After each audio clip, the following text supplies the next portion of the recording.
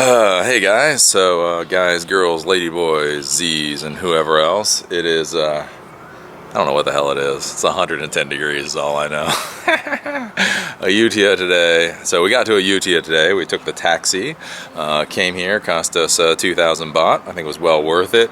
It took about an hour and 20 minutes, an hour 30 minutes to get here, door to door from our hotel. Had air conditioning, very nice. But then we got here, and I've been talking about heat index. I've been talking about like 108. 107, 108 degrees heat index. Well, here it was actually 105 degrees today before the heat index. So with whatever the humidity is, I don't even know what the hell that is. But it is very, very, very, very hot. So anyways, we're going to go out and we're going to talk today about why I support Drama Alert. Anyways, let's start walking here. So this is our nice little, this is a nice little hotel that we're in right now. So it's very nice, very pretty. See, I got these rooms. They have air conditioning. Thank golly, they have air conditioning. They have this whole little nice little sitting area here. But one of the things that I like is really cool, and you don't really think it's cool until you see it. You see how they have this little thing of water here, right? And you sit there and you go, well, that's nice, that's cute. But what is really hard to tell is they've actually got fish in there. So let's see if I can zoom in. Can you see the fish? Darn it, I don't know if you guys can see the fish with the reflection. But they actually have these tiny, beautiful, tiny little fish in here. And I just want to scoop them up and send them all the way back to Maryland and add them to our pond. Can you see that? Yeah, there you go, you can see that. See those little guys? That's insane. So again, for any folks out there like, well, Eli has a koi pond. I don't have enough money to have a koi pond. Look at this. You don't have to buy like $300 koi. You can have your own little, whatever the hell these things are, colorful minnow ponds. So I think that's really kind of cool. I know, the random things that I find curious. Apparently here there's I guess there's some kind of biker group that came to the hotel. So they're here. Let's figure out how to get out of here. Dun dun dun dun dun. Step on the nice grass. And here we go, and we are going out into the wide world. So we talk about a Utia. Why a Utia is cool is because of these ruins that are all over the place. So these are the ruins of an ancient Asian empire, and they're just here by the truckload. The area around here is huge. You can see like, can you see that one in the distance there? This is just an absolutely huge area with all of these different ruins. And so we're gonna be spending the next 2 or 3 days looking at all these ruins. But we're not gonna be looking at a lot of ruins today because we just got here. Tomorrow will be ruin day. And I will take lots of videos for you folks so you can see what this is like. And again, this is just really interesting stuff, especially since I know most of my viewers are Western. It's just really interesting to see all the architecture that just is absolutely and utterly not Western. You know, like you know, when you go to different cultures and when you go to different places, you know, you're kind of used to in the modern world where everything kind of sort of looks the same. You know, whether you go to New York or whether you go to Paris or whether you go to, I don't know, Swaziland or whatever. In a lot of ways, like, things look exactly the same. They all look basically the same. And what's cool here, especially when you come to Asia, is you get these buildings that look nothing, like absolutely and utterly nothing like anything that you would see in the Western world. So that's what's cool. I don't know, maybe should I walk through that park? Oh, it's a little noisy. Let me go over, let me walk through the park a little bit. We'll walk through the park because it'll be quieter over there. Look left, look right, there we go. The nice part about being here in a Utia is I don't have to dodge tuk-tuks. Whew, I was getting tired of dodging tuk-tuks. You know, it's funny to watch somebody dodge tuk-tuks. It's like, oh, haha, look at Eli dodge tuk-tuks. And it's like, no, seriously. It really sucks to feel like I'm about to die, like every time I want to go out and get a cup of coffee. I don't know, maybe that's just me. Maybe you're all like, Eli, don't be a pansy. Every time you go out to get a cup of coffee, it should be a life and death experience. Oh, but anyways, let us get into this whole thing about Drama Alert, because I'm sure I have a lot of people that have no idea who the hell I am and what the hell I'm talking about, and they're probably like, God damn, this boy is just rambling. But anyways, I want to talk about Drama Alert today and why I support Drama Alert.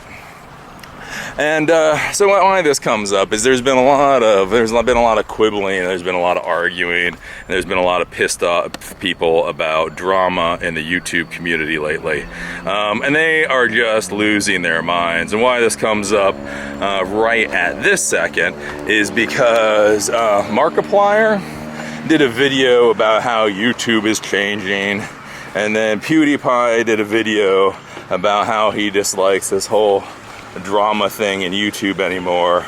And then Mark Santos, I don't know what the hell he did. That was just wrong. Like, you know what? Like Markiplier, I actually like watched his video, and I was like, oh, okay, yeah, fine, whatever. And then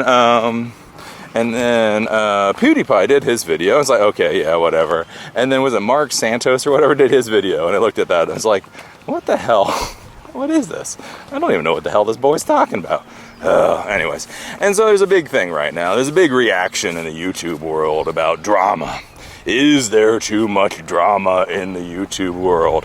And you're getting a lot of people going on the different sides. Some people are for the drama, and some people are against the drama.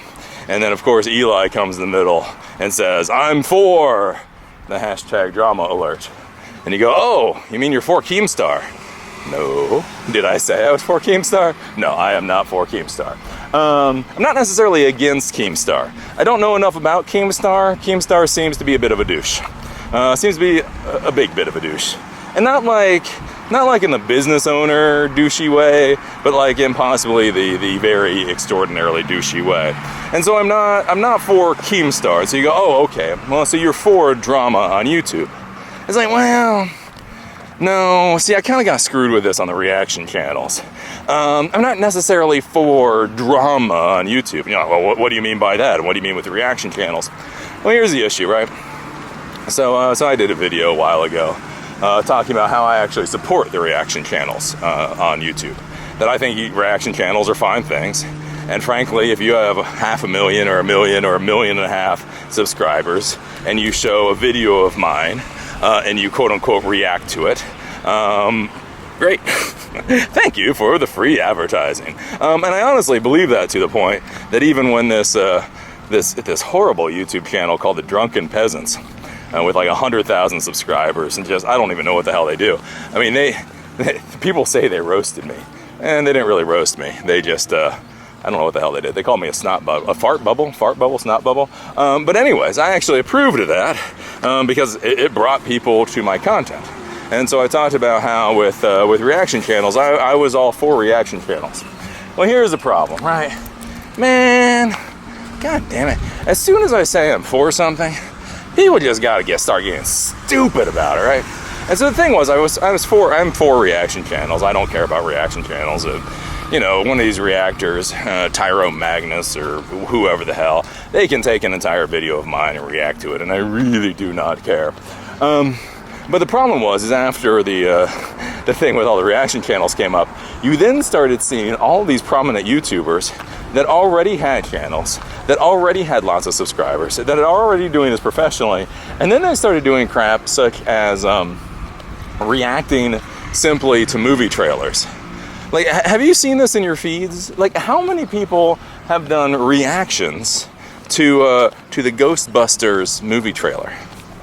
Like, what the fuck? Right? You know, so I'm sitting there and I'm like being nice to these people. I'm like, hey, I support reaction videos, and hey, you know, I don't know, it is questionable about fair use, all this stuff. And then they go and they decide to just jump whole hog into stupidity, and they start doing reaction videos, like literally on Ghostbusters trailers and Man vs. Batman or whatever trailers, and it's just like And so the problem was I had to go there, and it was like, well, I went from supporting reaction channels and I went from supporting reaction videos to having to be like, I mean, I'm not sure anybody should be sued over this, but I'm also not really sure I support that either. And so when I talk about I'm going to support hashtag drama alert, I'm going to basically keep this to I support drama alert YouTube channel, and I support like Philip DeFranco, and I support the people that are reacting. Or not reacting, the people that are I don't know, talking about drama, who basically, this is essentially what their channel does and what their channel has always done, and not simply what somebody decided to do just for today. So I kind of want to be a little specific with that, because I do feel like the reactors kind of screwed me. I was out there for the reactors. I was like, yeah, I'm all for the reactors. And then people had got to started to be stupid about it. So basically, when we start talking about this whole thing with drama, as anybody who doesn't know, is on YouTube, there have started to be more and more and more videos just basically talking about YouTube drama. And that's what this channel, Drama Alert, talks about, and it's what the channel Philip DeFranco talks about. And basically what they talk about is they talk about, you know, who's having sex with who supposedly raped somebody else, you know, basically all the weird stuff, all the drama things that are going on. And so this has been getting bigger and bigger and bigger. And really, I mean, you got to give it to Keemstar, whether you like Keemstar or not. The Drama Alert channel has grown quite significantly. I watch it. I watch most of the videos, and it's been growing by like, I don't know, like 20,000 subscribers like a day or something for a little bit of time. But basically, what they're doing is they're talking about all these different people in the community and why this person hates this person, why this person had sex with this person, and you know, all the stupid ass drama stuff that you would expect. Now, as this gets bigger and bigger and bigger, the issue is it feels like now some people feel like, well, people's feelings are getting hurt. And, oh, poor little puppy dog. That's a sad thing when you come here. You see these poor little puppy dogs. Well, there's nothing I can do for the poor little puppy dog. And that's one of the things you learn in life. Sadly, you see a lot of sad stuff in life. There's not a damn thing I can do about it. So, what are you gonna do? You're gonna keep walking, talking into your camera. Because that's just how it goes. Anyways, so the whole drama thing has been getting bigger and bigger and bigger. And then the issue is since, as with all things, since Keemstar and since Philip DeFranco are getting bigger and obviously growing, other people are jumping on the bandwagon. And so that's where the videos from Markiplier, is that his name? And PewDiePie come up. And basically this whole thing, like with drama and all this personality stuff, and they're trying to poo-poo that. Now, the weird thing that I find is I was surprised how bad a reaction there was to PewDiePie specifically, and also Markiplier. Because I really don't see why people were so pissed at that. And I think there was a little bit of I don't know, I think there was a little bit of like guilt there. Because it's funny, like you should go and you should watch the video that PewDiePie did. So PewDiePie did about a 3.5 minute video. Like, he does a zillion different videos, and for one day he did one 3.5 minute video talking about YouTube drama. And all of a sudden, you saw so many people get so pissed off about that video and basically say, why the hell does he think he has the right to tell people that they shouldn't be doing drama videos, and look at how big and prestigious he is. Oh, isn't it nice once you're successful and making money, you're telling other people to do? And everybody just lost your mind. It was so weird. Like, I was even watching Boogie, whatever, Francis, you know, the big old fat guy. And I watch his videos a decent amount of the time because it shows me a niche of YouTube I would not normally run into.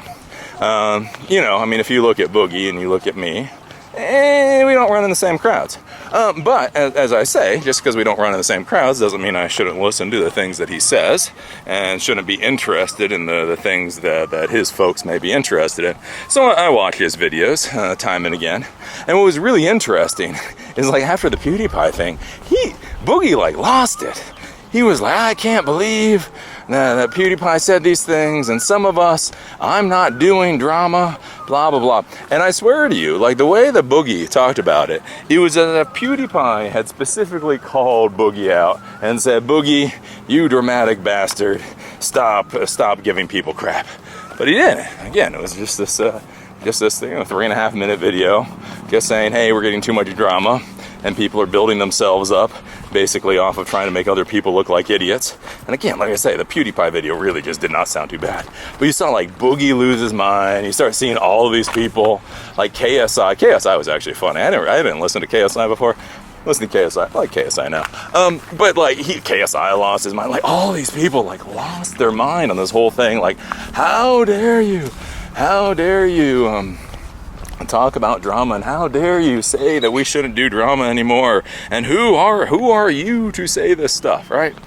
It's been a very kind of an interesting thing. So basically, I would just like to weigh on this with the whole idea of drama and why I support Drama Alert. Hashtag Drama Alert and Philip DeFranco and a couple of the other folks. But on the whole, I would say that most YouTubers should be very cautious about delving into this whole drama thing. So now one of the things you may be wondering is why the hell does Eli of Eli the Computer Guy fame, why the hell does he watch Drama Alert? Basically almost every day. So coming completely clean as far as Drama Alert is concerned, I watch it almost every single day. I always watch his like 4 to 6 minute videos. I almost never watch the long videos. Like he'll do like 20-minute videos, like big old long interviews. And that just turns into listening to like 12-year-olds talk. No offense, like it's actually 12-year-olds talking, and that's just about boring. It's not. But I watch the little 4 to 6 minute videos, and the reason I do, which is kind of funny, like when you think about it, because a lot of people arguing against the whole Drama Alert thing and the whole drama videos thing. One of the other points that they try to make is the whole community. Community. These drama things is destroying the community.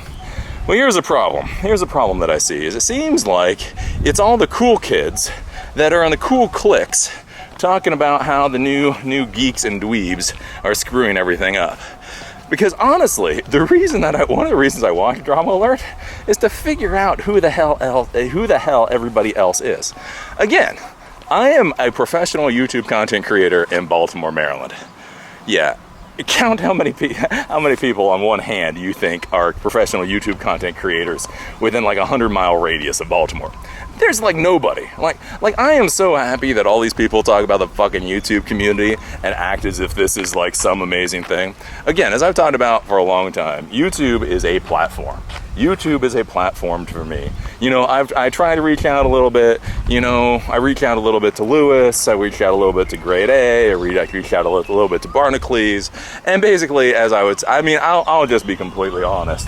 I mean, you know, these are people that I can email, and at this point, I would expect a response back. But that's about it. I'm not even saying that I expect a good response back. It's like, I've built up enough relationships in this community that if I email somebody, within a week or two, they'll email me back. The reality is, all this stuff that people talk about community, I don't know what the hell they're talking about. They may have this nice, wonderful little community. Like you see like these vlog videos from like Hank Green. Man, I am so jealous of Hank Green sometimes. He goes to like LA and he has these vlog videos where he hangs out with like Matt Pat. I want to hang out with Matt Pat. And he hangs out with like 50 professional YouTube content creators in a day. So I am really fucking happy that Hank Green believes in this great, wonderful YouTube community. But here's the reality. I wouldn't know how to get in touch with 50 YouTube content creators if somebody put a gun to my head, right? And so one of the big reason that I actually watch Drama Alert is to figure out what the hell is going on in my own professional community, right? And so the thing is a lot of the issues and frankly, a lot of the issues that Drama Alert talks about are kind of those pretty normal parts of business in the YouTube content creator world. Leafy is here. So I was watching some of the Drama Alert stuff on Leafy is here, right? And so Leafy is here, gives a lot of people a lot of crap, you know, basically trolls a lot of people. And there was this whole thing where he trolled and gave this poor autistic kid like a frickin' aneurysm, right? Well, that may seem like drama. That may be like, oh, look at that drama. Look, that's so horrible. You're bringing up Leafy and you're bringing up all this stuff.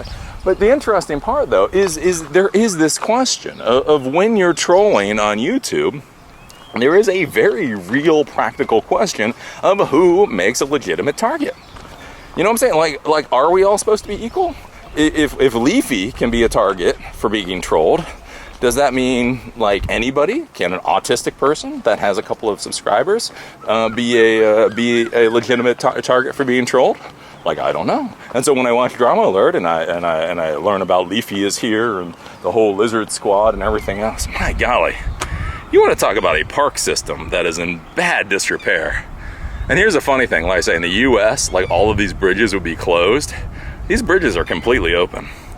But anyways, but you know, the thing is, like with Leafy is here, you know, I saw that with the lizard thing, and Tobias, this whole interesting thing with Tobias. And again, a lesson learned, like some people say it's drama, like, oh, Tobias apparently raped some, I don't want to go into it because you guys, God help me, you make it wrong and I'll fucking get sued for something. But go Google search Tobias. But then like it's interesting concepts of who should defend you. So if you're a YouTube content creator and you get accused of rape, who is an appropriate person to defend you? And it's probably not your mom. So when you look at an adult male and he's accused of raping a woman, you know, blah, blah, blah, and this comes out, it's interesting to see when this person's mom then comes out with a rebuttal. And it really is, it's interesting. You sit there and you just start thinking about it and you're like, huh, you know what? If I ever do something really stupid as a YouTube content creator, the first rule is I never want my mom to say shit. You really want to look back, you really want to look like guilty as charged from square one, have your mom start making excuses for you.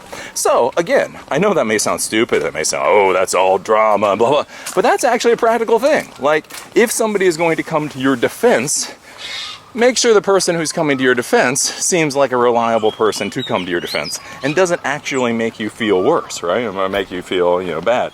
You know, so you get that kind of stuff. You get the issues with the people doing pranks, you know, those folks being called out. There's a lot of stuff. And that's what I find, like watching Drama Alert. It's actually, to be honest with you, it's one of the most educational channels on pure YouTube content creation. Like, if you want to be a YouTube content creator, more or less, this is what you don't fucking do. Keemstar gets up every day and he says, in 5 minutes, these are the things that you do not want to do as a content creator. And again, I find, as a professional, it's as important to know what not to do as it is what to do. And again, watching Drama Alert and watching all the things with Sam Pepper doing whatever the hell Sam Pepper did, and Toby doing whatever the hell he did, and yeah, blah, blah. But it's also, it really does reinforce, like, to me, this whole idea of I do not want to be your people's friends, right? And when you see how much power some of these YouTube content creators have over their viewers and how starstruck some folks are, for me as a content creator, I can look at that and go, you know what? I may have been being a little too friendly with my viewers lately. You know, I actually said some nice things to my viewers, and they may start to think that I actually like them. You know what? I'm just going to have to pull out a little more snark and beat them on the nose about 50 more times, because damn it, I do not want any of my viewers to ever have the imagination in their head that I want to sleep with them. Nope.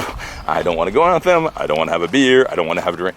But it's like watching that stuff with Drama Alert. It really gets into your head and you see, oh, these are the things that happen. These are why they happen. You know, you've got business issues. You have all of these things. And again, for most of us content creators, for those of us who are not fucking Hank Green, for those of us who aren't all of these old time in the clique, you know, aren't we so pompous, have sticks up our butts?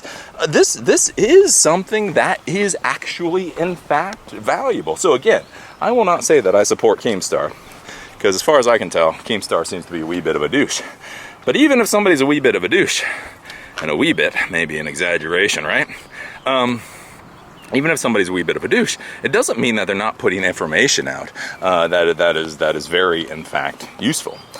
So that's my thought on the whole thing with hashtag Drama Alert and the whole Drama Alert channel and whether or not people should support it, is I would argue, as far as the YouTube channel Drama Alert is concerned, as far as Philip DeFranco is concerned and all that kind of stuff, I would say yes, they should be supported. Because the reality is as content creators, we need more education. I mean, I've talked about this a lot in a lot of different venues. We need more education. We need more not just how to do things right, but how things are done wrong, right? The other thing is, as being celebrities, we do need to get called out on our crap. Again, especially like Toby or Sam Pepper or any of these. Again, everybody thinks, I don't know why, everybody thinks that it's a joke when somebody says that they're a YouTube celebrity. Like, I still get this shit from my wife, and it's like one of the few things that really does annoy the hell out of me, where, you know, we'll be somewhere and we'll be talking about, you know, what our jobs are or whatever, and I'll just make the comment, you know, I'm a YouTube star. And I found, like, by saying I'm a YouTube star, it just makes life a lot easier. Like, if I say I'm a YouTube content creator, people basically ask me what the hell my day job is. And then I have to get into this long, tedious, horrible discussion that I don't really want to get into. I don't really want to get into CPMs. I mean, I like talking about business, but there are some times I just don't want to talk about. And so if I say I'm a YouTube star, again, for whatever reason, think the words that you use. If I say I'm a YouTube content creator, it creates this whole long, huge conversation where nobody really believes what I say. Everybody still keeps trying to ask me what I really do. But what do you really do? Whereas if I say I'm a YouTube star, for whatever reason, they kind of smile at it, laugh at it a bit, but the conversation is over. They're like, oh, okay, this is some jackass who makes his money off of YouTube, whatever. But the funny part is, like, my wife still laughs at it. And she's like, oh, well, I wouldn't say that you're a YouTube star. I mean, it's always so funny that you say you're a YouTube star. And I look at her, and it's like, dear, you have been there when completely random people in completely random places walk up to me and go, oh my God, you're Eli the computer guy, right? You know, we were, so if you go to Seattle, right, we were going from REI near Denny Way to the Whole Foods near Denny Way. And we were on one of those little cross streets before you get to Denny Way. So we were just on one of these nowhere streets. Street between here to there, not a lot of traffic, not a lot of pedestrians. I am literally crossing the street. Like, nobody knows I'm there. I'm not wearing orange. I'm not doing anything that's particularly Eli the computer guy. I'm crossing the street, and this person's like, oh my God, you're Eli the computer guy. Comes over and like starts pumping my hand, like, oh, I just love your stuff so much, right? You know, I go to south rim of the Grand Canyon. I've been like driving like 10 hours. I am just tired. I am just stressed. The only reason I'm doing anything is just because I have to stay awake. Until, you know, if I fall asleep at 6 o'clock at night, that's not that good, right? So I go over and I'm getting this, I'm gonna get the National Geographic maps of the park so I can figure out where we're gonna be hiking. So I go there, I grab the maps, I walk up, I'm crabby, I'm bitchy, I'm tired, I want to throw the maps on the counter, I want them to say it's $17.50, I want to throw $17.50 on the counter, and I want to walk away. I throw it on the counter, there's this guy behind the counter. He has this little tag, like saying he's from Ethiopia or whatever. He goes, oh my God, you're Eli the IT guy.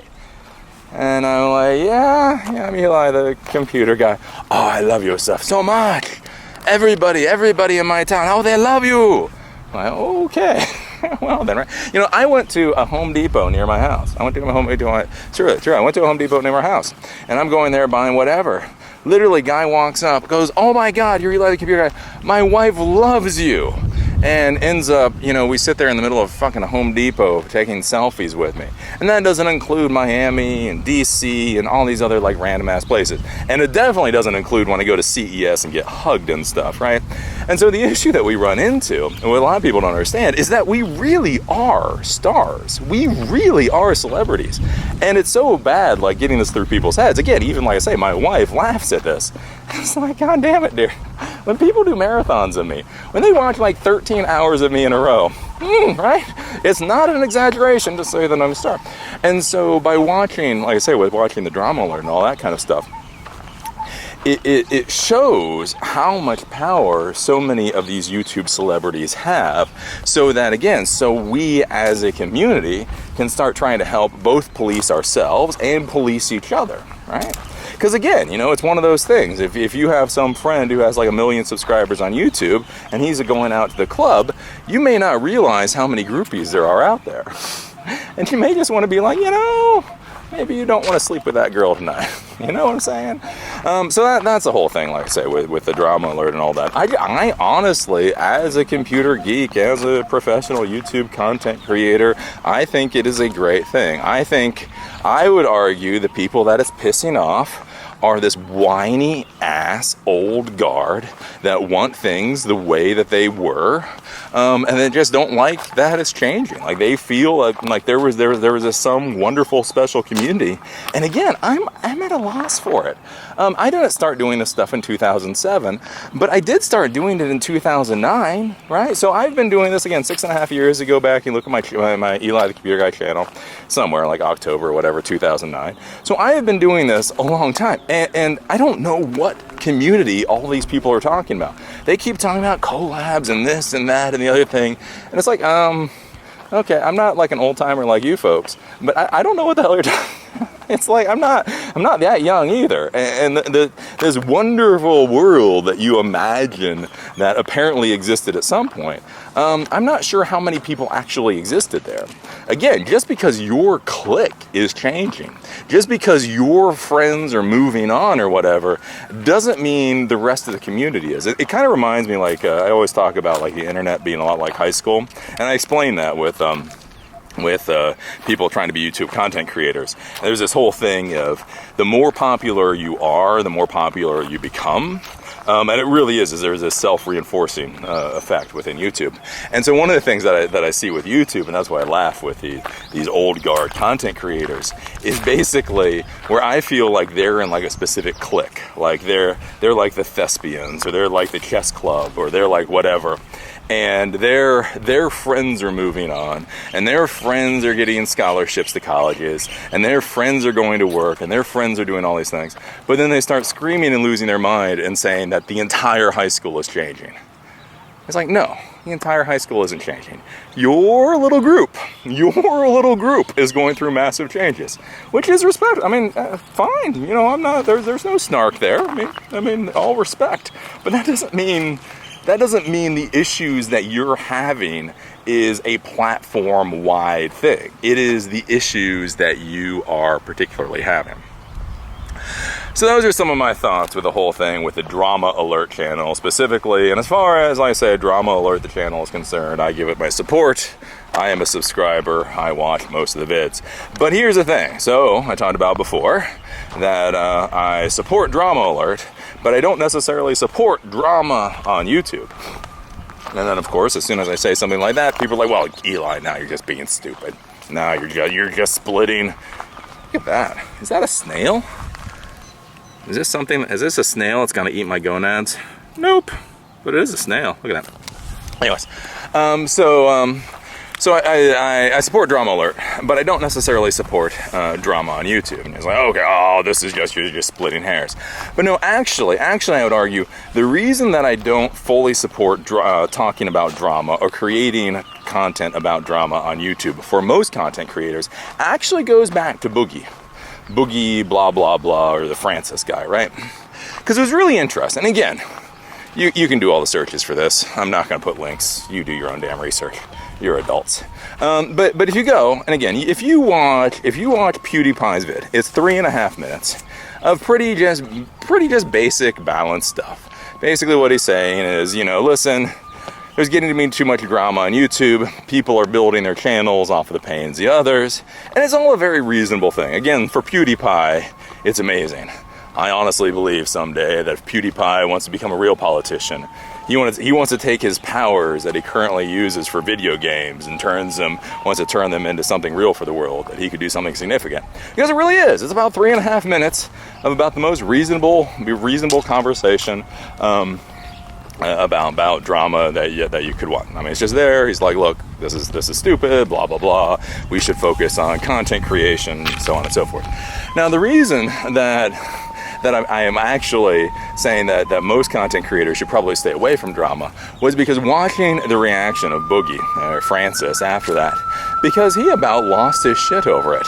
He took it as, it seemed on his videos, that he took it as a personal attack.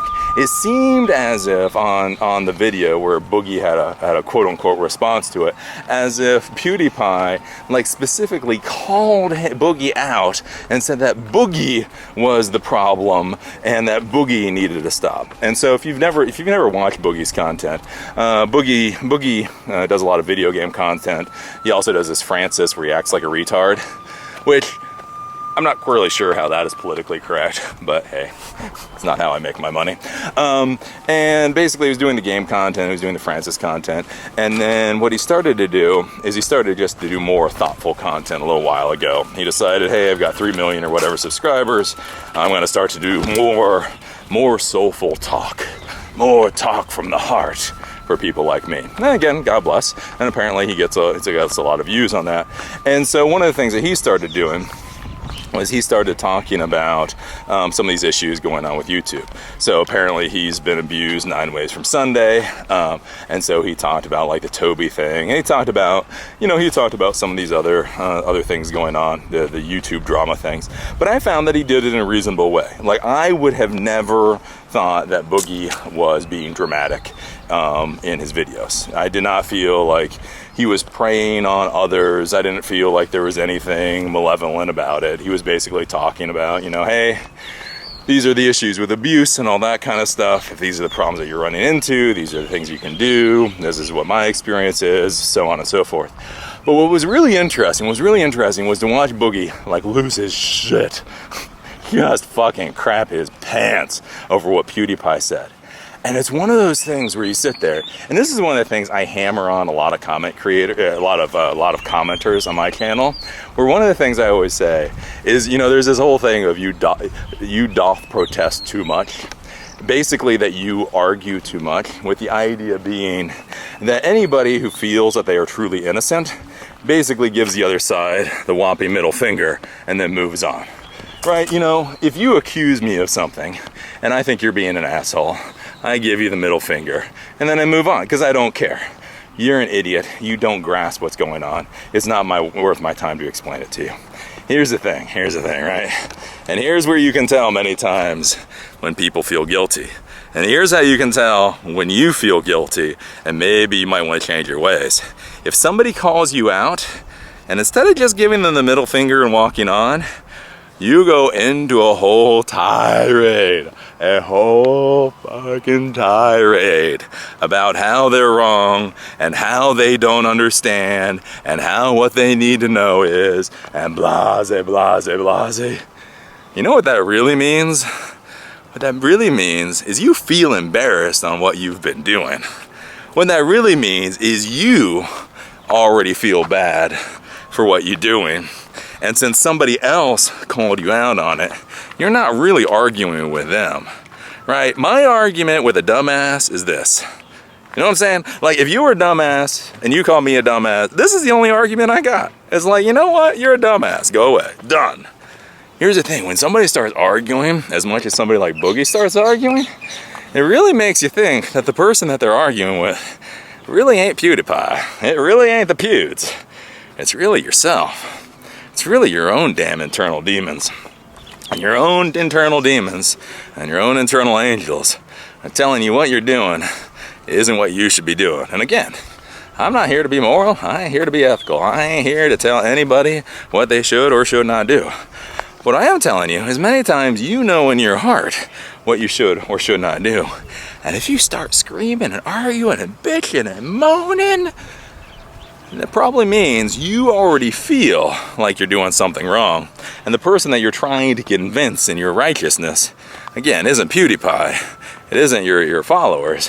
You're trying to convince the man in the mirror, the person in the mirror, the lady boy in the mirror, you know what I'm saying? And so the thing that I see, like when I was watching,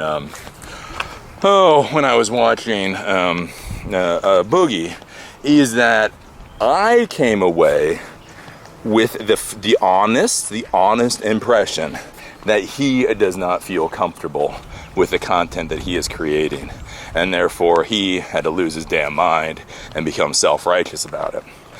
Well, why that's important is, again, and maybe, man, a lot of people don't understand this. But it's hard to be a good asshole. I know.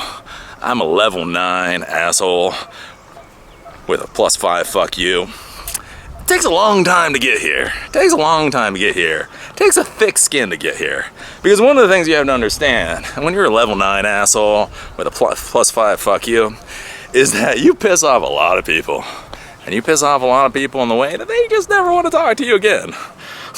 It's like, as I say, I don't just dynamite the bridge.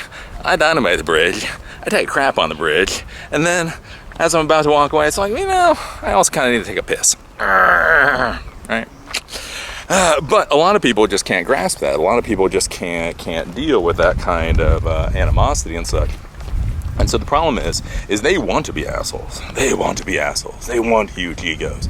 They want to be able to say was what and all that. But the reality is they just don't have the conscience for it. They just, at the end of the day, they really care what other people feel about them. They don't really want to hurt anybody else's feelings. They don't really want anybody else to be mad at them. You know, I was just creating this video, but I don't want this animosity.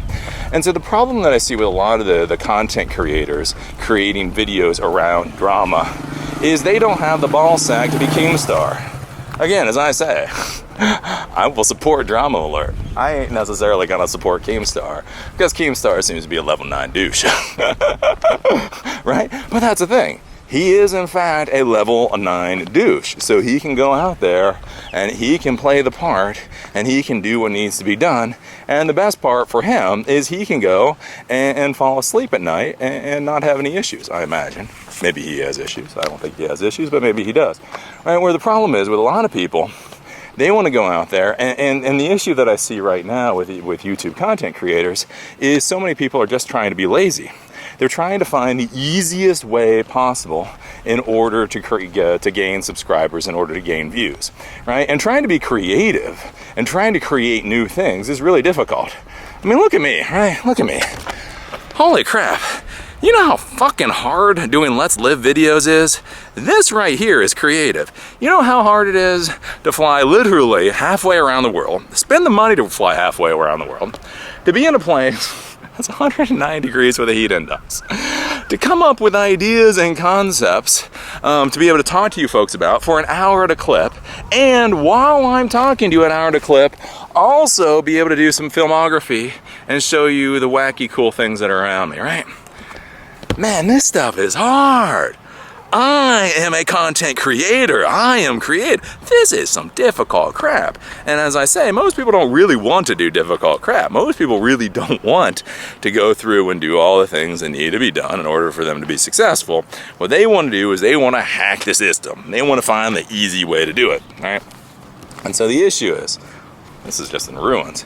So the issue, the ruins, the tourist stuff for the ruins is in ruins. But anyways, and so the issue is you have a lot of these content creators out there, and they're trying to figure out how to get views. They're trying to figure out how to get subscribers. And they say, ooh, look, reaction videos and drama videos, that's the way to go.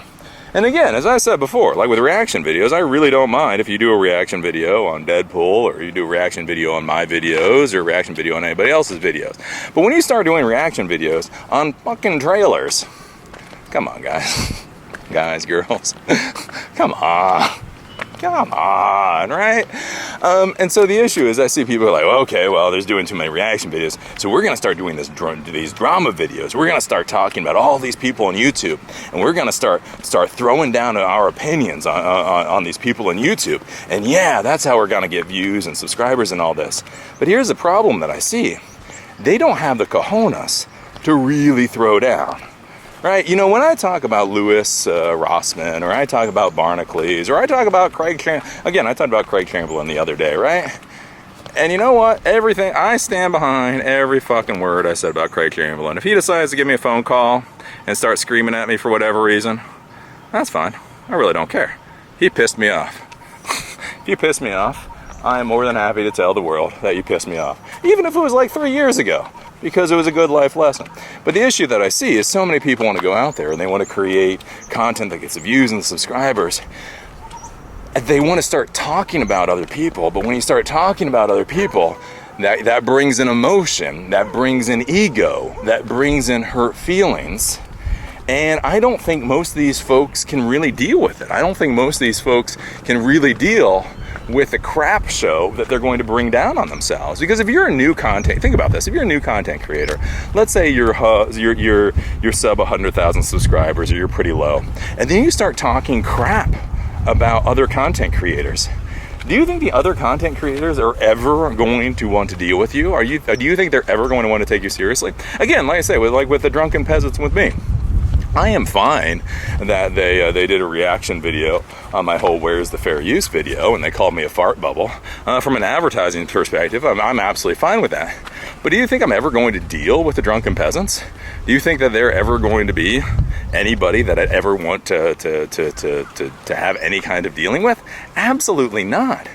And so one of the big issue is if you start doing these videos and you start talking about drama, and you start talking about this person, because we are all people. All of us content creator are real, actual human beings. Everybody seems to forget this for some reason. But if you start talking about these people, and you start throwing out accusations about these people, and then you start throwing out your opinions about these people, there's going to be a lot of feelings that get hurt. There's going to be a lot of people that are going to get pissed off. There's a lot of people that are going to want to take their toys, and they're going to want to go home.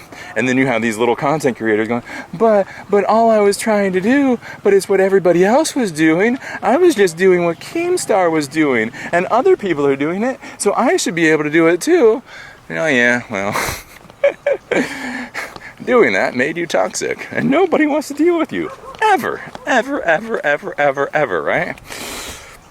And that's a problem that I see with it. Because most people don't really want to do the drama stuff. And so that's why I would say most folks should stay away from the drama. Most folks should stay away from the drama. They should learn how to be creative. I mean, come on with your own creative stuff. I really don't understand why people can't be creative anymore. And that's the whole funny thing, too. It's like all these old timers talking about, people should be more creative. And then you look at their stuff. You're basically doing the exact same crap you've done for so long. Again, like I say, even with the Vlogbrothers, I'll give the Vlogbrothers crap because I watch the Vlogbrothers. I like every single video that comes out. I watch the Vlogbrothers. But come on. They created a formula. Who the hell knows how many years ago? They created a formula back in 2008, and they are sticking with that damn formula. They are just fucking like Velcro to that formula. So it's not like it's that creative, right?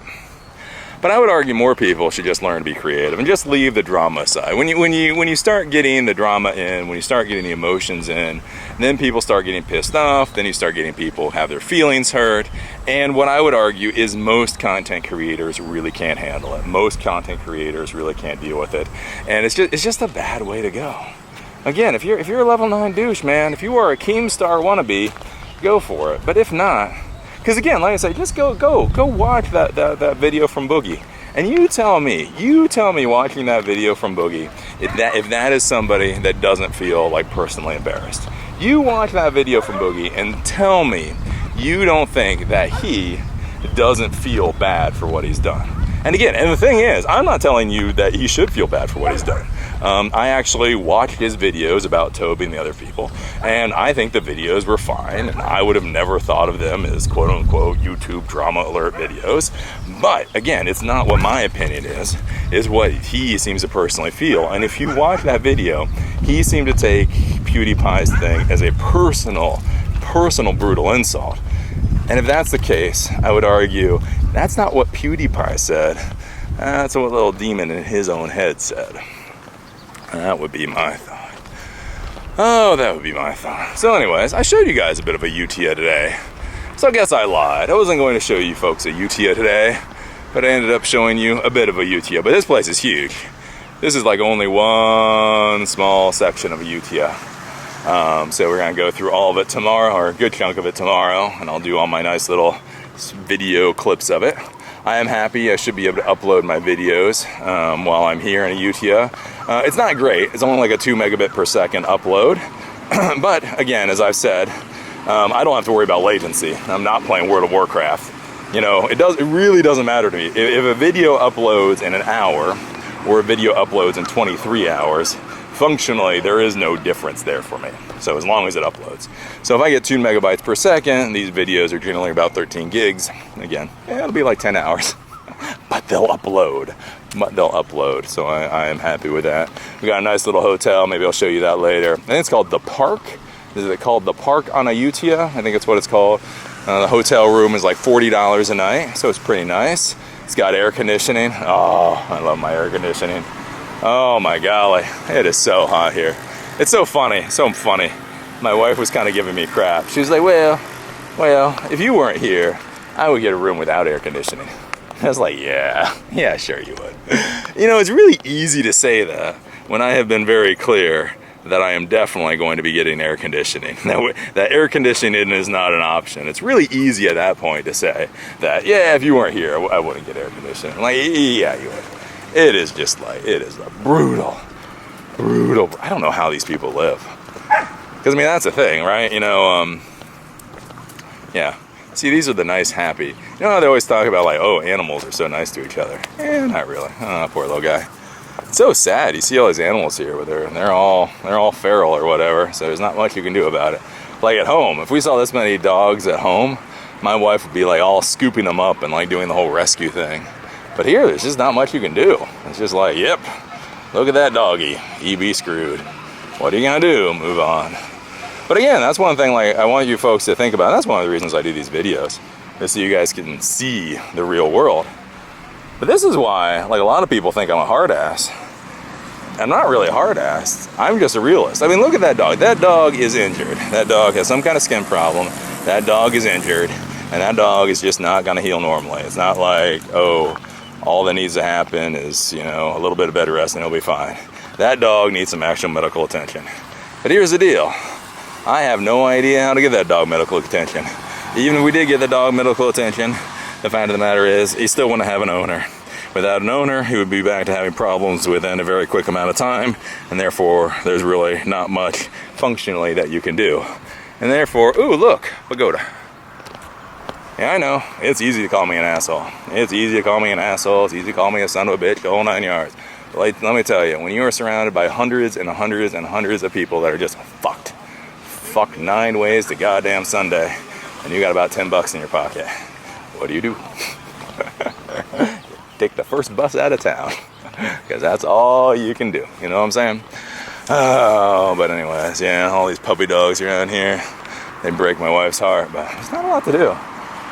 Not a lot to do. One of the reasons I don't want to take her to India, oh my golly, you want to talk about some animals running around the town all screwed up. Ugh.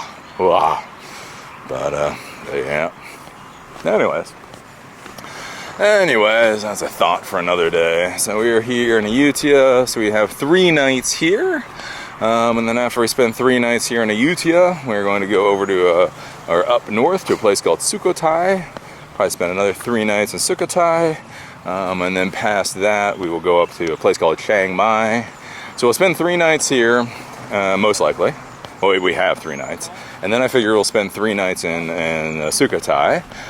And then once we get up to Chiang Mai, that's when we'll start extending it out a little bit.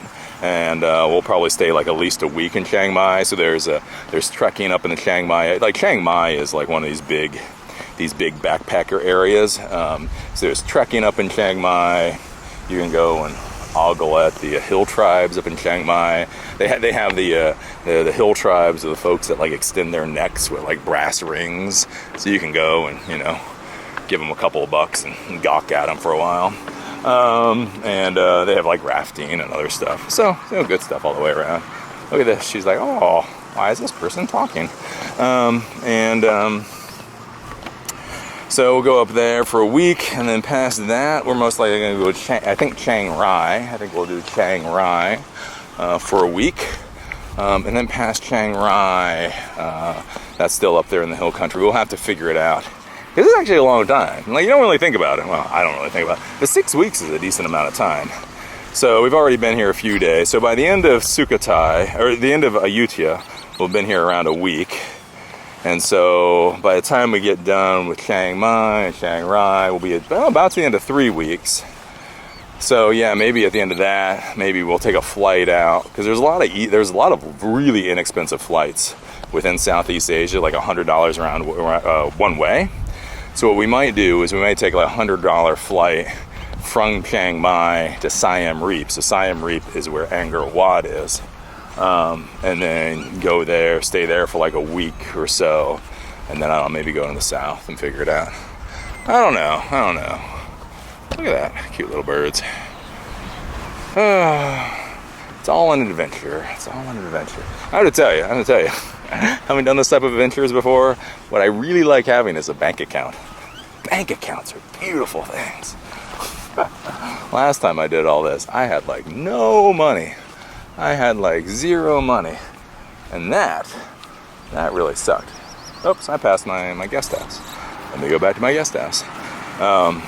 Yeah, so last time I did all this, like my budget, like I had actually budgeted for something like $15 a day. And so I had to keep that budget tight. So it's really nice now not to really have to worry about that budget. Be like, oh dear, I wanted to spend $25 on a hotel room, but you know, this one's $100 a night. I just got it for 4 nights, screw it. That's really nice, let me tell you. So there are benefits depending on like when you do travel and when you do adventure. And it's one of the reasons why I push you folks out there to start doing travel and adventure as soon as possible, is because the adventures that I had when I was 25, the adventures that I had when I was 18 were different than what I had when I was 25, different than what I had at 35, and different than what I have now. Like as I have aged and as my finances have gone both up and down, the types of adventuring that I've done have changed. And it really is a different experience. So like last time, you know, when I was here, I was 28. Yeah, so yeah, 28. I was 28 years old. I came with not a lot of money, but I was young. I wanted to party. You know, I just wanted to go out and whatever happened, happened. And again, when I got beat nearly half to death, that wasn't necessarily a bad thing in my book. That was a story to be had, right? So that was its own way of doing things. Well, now this time, you know, I come back here, I'm with my wife, plus I've got a budget, so things will be done differently. Even though it's the same towns, you know, I was in Bangkok 11 years ago, I was in Ayutthaya 11 years ago, I was in Sukhothai 11 years ago, I was in Chiang Mai 11 years ago. But even though I'm going back on this particular amount of time, going back to the exact same places, it will be an entirely different experience based on where I am in life, right? So again, the adventures that I had when I was 18, I literally had no money, so I threw all my crap into the car and drove my car across country. Because back then, you could drive a car across country for $300 of gas. And that was all the money I had, so that was the type of adventure I had. I had my own little weird adventures that don't need to be said.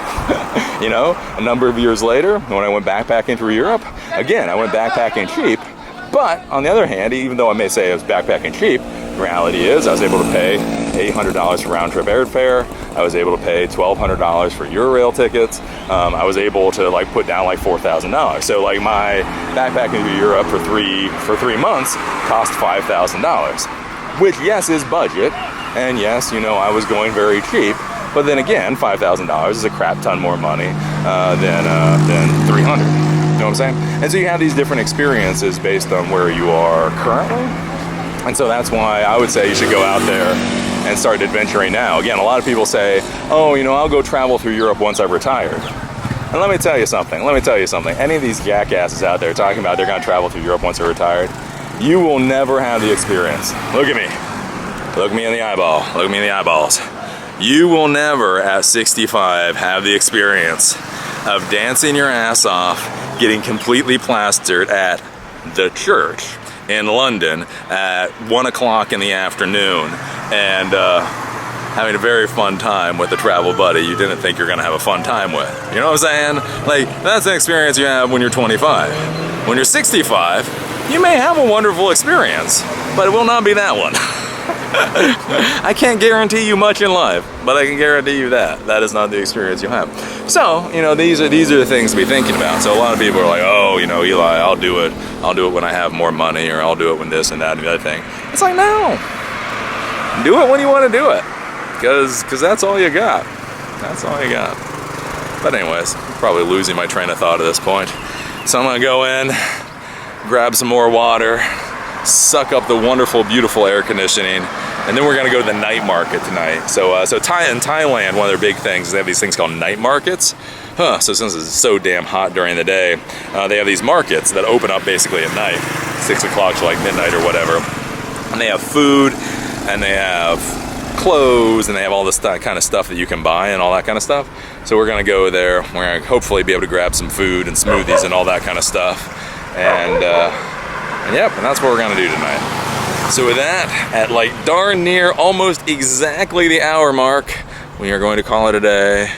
And I will see you tomorrow.